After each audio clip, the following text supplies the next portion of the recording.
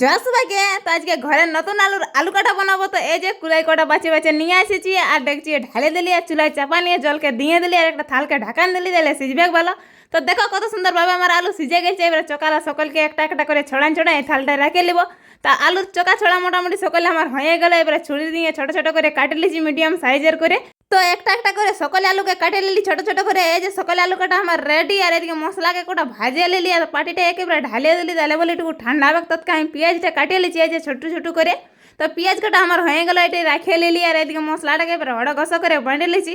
তো মশলা বাটা আমার হয়ে গেল। আর তেঁতুলকে ভিজতে দিয়ে রাখি দিলে সেটাকে এবারে কচটে কচটে করে বিচলা বার করে উঠান দেবো। তো এই যে বিচলা ছাঁকে উঠান দিলি আর আলুকে ঢালে দিলি গামলাটায়। টুকু মশলা আর নুন আর পেঁয়াজ কেটে রেখেছিলি ওগুলাকে দিয়ে দিলি আর কটা চানাচুর আর তেঁতুল জল দিয়ে এবার ভালো করে লাড়ে ছাড়ে মিক্স করে লিছি।